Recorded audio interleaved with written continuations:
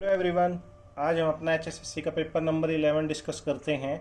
First question है 0.863 into 0.637 plus 0.863 into 0.363 is equal to question mark. यहाँ पे थोड़ा सा उस क्वेश्चन में एरर था, इसलिए मैंने इसको ठीक करेक्ट किया है। ठीक है, इसलिए ओवर राइटिंग हो गई। आई होप आप समझ पा रहे होंगे। देखिए, जब भी इस टाइप का कोई क्वेश्चन होएगा तो देखिए ये वैल्यू और ये वैल्यू दोनों सेम है ना, और अगर बीच में प्लस का चिन्ह हो तो ये दोनों वैल्यू क्या हो जाती है, सेम। तो उस मामले में हम क्या ले लेते हैं, कॉमन। कॉमन मीन्स बाहर निकालते हैं सेम चीज़ एक बार। तो अगर मैंने 0.863 अगर मैंने कॉमन लिया तो देखो यहाँ से ये वैल्यू हट जाएगी, तो यहाँ पे क्या बचेगा, सिर्फ ये। ठीक है, ये बाहर से निकल गया तो प्लस का निशान है बीच में। अगर मैं यहाँ से ये कॉमन ले लूँगा तो अंदर क्या बचेगा, ये वाली वैल्यू। तो ये वाली वैल्यू हो गई। तो देखिए यहाँ से ये बाहर निकल गया तो केवल ये बच गया, और इधर से ये बाहर निकल गया तो ये बच गया। इन दोनों को अगर फर्दर मैं ऐड करूँगा तो 7 और 3 0, 3 और 6 9 और 0, 6 3 9 एक कैरी के 10 0.1। तो पॉइंट के बाद में अगर 0 0 हो तो हट जाते हैं। तो इस टोटल इसकी वैल्यू कितनी आ गई भैया, 1। तो 0.863 इंटू 1 करेंगे तो क्या वैल्यू आ जाएगी, 0.863। आई होप आप समझ पा रहे होंगे। नेक्स्ट हम क्वेश्चन नंबर 2 की बात करते हैं। वो कह रहा है एक साइकिल सवार की औसत चाल जो प्रथम, द्वितीय तथा तृतीय किलोमीटर की दूरी क्रम से 20 तथा 16 तथा 12 किलोमीटर प्रति घंटे से तय करता है, तो दूरी किलोमीटर प्रति आवर में क्या है। औसत चाल की बात कर रहा है वो। ठीक है भैया, देखो हमें नहीं पता कि वो पहली जो किलोमीटर जा रहा है दोबारा जा रहा है या थर्ड टाइम जा रहा है, तो उसकी जो दूरी है हमें नहीं पता कितनी है, लेकिन वो एक ही दूरी ट्रेवल कर रहा है। मतलब दूरी उस मामले में क्या है, इक्वल है, समान है। तो मैं चाल की बात करता हूँ। इस क्वेश्चन में क्या करेंगे, जो भी हमें चाल दी होगी हम उसको लिख लेते हैं। पहले 20 है, फिर 16 है और फिर 12 है। आपको यहाँ पे कोई एलसीएम लेना है, वैसी वैल्यू लेनी है जो तीनों से डिवाइड हो। आप 480 भी ले सकते हो, 240 भी ले सकते हो। ठीक है, 240 को 20 से डिवाइड किया तो 12/16 से इसको डिवाइड किया तो कितना है 15, और 12 से किया तो 20। ठीक है, फर्दर मैंने इन तीनों को ऐड कर लिया तो 47 क्या हो गया, ये आ गया मेरा टाइम। ठीक है, ये 240 क्या है भैया, डिस्टेंस मतलब दूरी। अब ये दूरी कितनी बार थी, 1 2 3 टाइम्स दे रखा है, तो 240 का 3 टाइम्स कर देंगे दूरी को, तो कितनी होगी 720 होगी। दूरी समान है ना भैया, हर बार, फर्स्ट टाइम भी, सेकंड टाइम भी, थर्ड टाइम भी। ठीक है, मैंने यहाँ लिख दिया भाई दूरी समान है और दूरी 3 बार दी गई है, तो कुल दूरी कितनी हो जाएगी भाई, 240 आया था, 3 टाइम्स हो जाएगा तो 720 हो गया। आई होप आप समझ पा रहे होंगे। और समय कितना है भैया, 47 आवर। तो आपको पता है चाल क्या होता है, दूरी अपॉन समय। तो दूरी कितनी है भैया, 720 हमारी डिस्टेंस हो गई, और टाइम कितना हो गया 47। अगर मैं डिवाइड करूंगा इसको तो 15.31 आ जाएगा मेरा आंसर। आई होप आप समझ पा रहे होंगे। क्वेश्चन नंबर 3 की बात करते हैं। नेक्स्ट क्वेश्चन नंबर 3, वो कह रहे हैं 100 से कम की वे सभी घन पूर्णांक संख्याओं का औसत जो 5 के गुणज में है। ठीक है भैया, जब भी ऐसा क्वेश्चन हो 100 से कम की बात कर रहा है, और किस में आना चाहिए, गुणज मतलब 5 के पहाड़े में आना चाहिए। 5 के टेबल में आएगा तो 5 10 15 20 25 30 35 40 45 50 55 60 65 70 75 80 85 90 95, फर्दर यहाँ 95 तक आ गया। अब आपको पता है 100 क्यों नहीं लिया, क्योंकि उसने क्या कहा था 100 से कम, और बोल क्या रहा है 5 के गुणज मतलब 5 के टेबल में। तो जब भी ऐसा समीशन निकालना हो, समीशन मतलब सम निकालना हो, तो हमेशा एक फॉर्मूला होता है, पहली संख्या प्लस अंतिम संख्या बाई डिवाइड बाई 2 इंटू संख्याओं की संख्या। देखिए ये कहाँ थे, 1 2 3 4 5 6 7 8 9 10 11 12 13 14 15 16 17 18 19 संख्या हो गई। या तो आप डायरेक्ट 19 लिख सकते हो, या फिर आप क्या कर सकते हो कि पहले जो सबसे बड़ी संख्या है उसमें से माइनस कर देंगे सबसे छोटी संख्या को। ठीक है, और जो इनका डिफरेंस है 5 5 5 का, उससे डिवाइड कर देंगे, +1 कर देंगे, तो इससे क्या आ जाएंगे 90, या आप काउंट भी कर सकते हो। ठीक है, तो पहली संख्या कितनी थी भैया 5, और लास्ट संख्या कितनी थी 95 डिवाइड बाई 2, और संख्याओं की संख्या कितनी आई थी 90, या आप काउंट करके 19 लिख सकते हो। ठीक है, 2 से 100 को डिवाइड किया तो यहाँ कितने आ गए भैया 50। हो सकता है आपको नहीं दिख रहा हो ये क्लियर, 50 इंटू 19 कितने हो गए 950, हमारा आंसर हो गया। आई होप आप समझ पा रहे होंगे।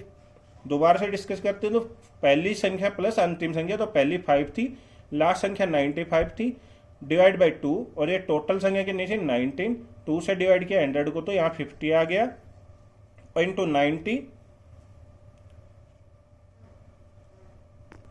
आई होप आप समझ पा रहे होंगे। 50 इंटू 19 कितने हो गए 950। आई होप आप समझ पा रहे होंगे।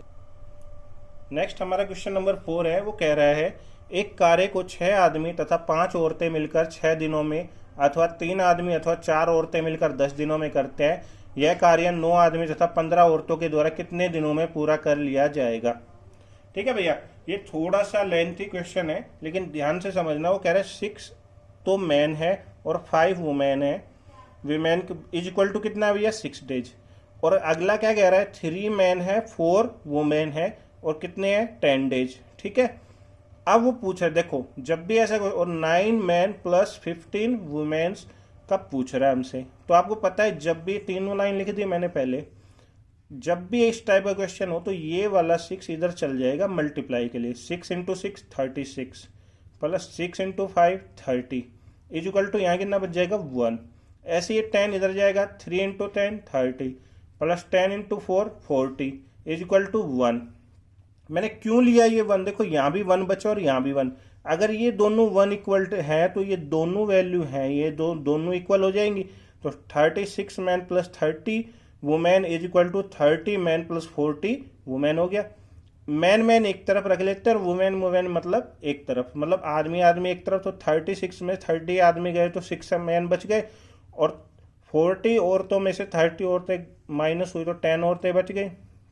ठीक है, ये वाली वैल्यू मैंने 6 मैन इज इक्वल टू 10 औरतें, ये मैंने यहाँ पे रख दी पहली इक्वेशन में। तो आपको पता है 6 आदमी की जगह कितनी औरतें आई थी 10, तो ये 10 औरतें यहाँ हो गई, 10 और 5 15 औरतें हो गई, और इक्वल टू कितने दिन थे 6।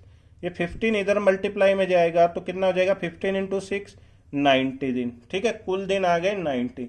इसका कोई और शॉर्टकट नहीं है, इसका पूरा लेंथ कॉन्सेप्ट है, तो आप उसको ध्यान से समझना। मतलब इस क्वेश्चन का सार क्या है, इनकी हेल्प से हमें पहले कुल दिन निकालने हैं और इस वाली वैल्यू को एक में कन्वर्ट करना है, या तो औरतों में या आदमी में, और ऊपर वाली वैल्यू से हमें कुल दिन निकालने हैं। ठीक है, तो कुल दिन कितने आ गए भैया 90।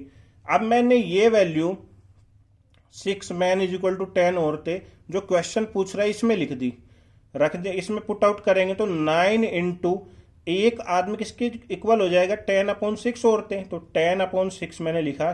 3 के टेबल में 2, 3 के टेबल में 3, 2 5 या 10, 3 5 15 प्लस 15 कितनी औरतें हो गई 30। मतलब टोटल दिन 90 हैं और औरतें कितनी काम कर रही हैं 30। तो 90/30 करेंगे मतलब 90/30 करेंगे तो 13 3 जा 90, तो 3 डे हमारा आंसर आ जाएगा। मतलब इस क्वेश्चन का आंसर क्या है कि 9 आदमी, मतलब 9 आदमी और 15 औरतें कितने दिनों में कर देंगे 3 दिन में कर देंगे। आई होप आप समझ पा रहे होंगे। क्वेश्चन नंबर 5 की बात करते हैं। वो कह रहा है यदि सुनील 5 किलोमीटर प्रति घंटे की गति में से स्थित जल में नाव खेता है तथा उसकी धारा के विपरीत गति 3.5 किलोमीटर प्रति आवर हो तो सुनील की धारा की दिशा में गति क्या होगी। ठीक है भैया, देखो पहली बात उसने नाव की गति बता दी हमें। नाव की स्पीड कितनी है 5। एक जैसे नाव इधर जा रही है इसकी स्पीड 5 है, तो एक पानी या धारा जो भी बह रही है उसकी भी स्पीड होगी। तो आपको मैंने बता रखी है कि धारा की दिशा विपरीत दिशा में बोलेगा तो नाव की स्पीड माइनस धारा की स्पीड होगी, और अगर दिशा में होएगा तो नाव की स्पीड प्लस धारा की स्पीड होगी। तो आपको पता है विपरीत दिशा में उसने हमें कितनी दी है 3.5 दी है, और नाव की कितनी दी है 5। ठीक है, तो धारा की निकाल लेंगे। मैं 3.5 इधर लेके गया, धारा का वेग 5 में से 3.5 गए तो 1.5 किलोमीटर पर आवर किसका वेग आ गया भैया, धारा का वेग आ गया। आई होप आप समझ पा रहे होंगे। अब वो कह रहे हैं सुनील धारा की दिशा में, धारा की दिशा में फॉर्मूला क्या है कि भाई नाव की चाल होनी चाहिए प्लस धारा का वेग होना चाहिए। नाव की चाल कितनी थी हमें स्टार्टिंग में 5 किलोमीटर, और धारा का वेग कितना निकाला हमने 1.5। अगर दोनों को ऐड कर दूंगा तो फर्दर चलेंगे तो कितना आ जाएगा 6.5 किलोमीटर पर आवर। वो हमारे क्वेश्चन का आंसर हो जाएगा। आई होप आप समझ पा रहे होंगे।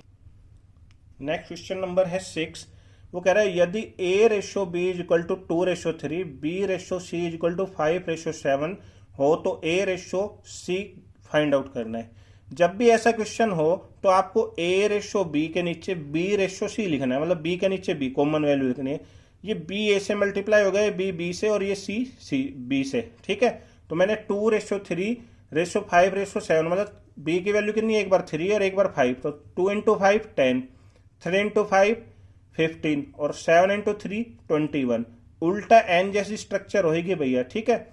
तो 2 × 5 कितने हो गए 10, 3 × 5 कितने हो गए 15 और 7 × 3 कितने हो गए 21। उसने किस किस की वैल्यू पूछी, ए और सी की। तो ए की वैल्यू कितनी है भैया 10 और सी की वैल्यू कितनी है भैया 21। तो ए और सी की रेशियो क्या आ गया 10 × 21। आई होप आप समझ पा रहे होंगे। क्वेश्चन नंबर 7 की बात करते हैं। वो कह रहा है ए बी को 600 रुपए 2 वर्ष के लिए तथा 150 रुपए को 4 वर्ष के लिए उधार देता है। वह कुल मिलाकर दोनों से 90 रुपए साधारण ब्याज के रूप में प्राप्त करता है। ब्याज की दर ज्ञात करो, ठीक है। तो देखिए याद रखिए, साधारण ब्याज क्या होता है, मूलधन इंटू दर इंटू समय अपॉन 100, ठीक है। मतलब simple interest S I equal to principal into rate into time upon 100, ठीक है। वो लिख देगा S simple into S I is equal to P into R into T upon 100, ठीक है। इंग्लिश में ऐसे बोल देगा। आपको पता है भाई मेरे पास स्टार्टिंग में रुपए कितने थे 600, ठीक है। दर मुझे नहीं पता, रेट कितनी, आर लिख लिया। कितने वर्ष के लिए भैया 2 वर्ष के लिए, अपॉन में 100, ये फॉर्मूला लगा दिया।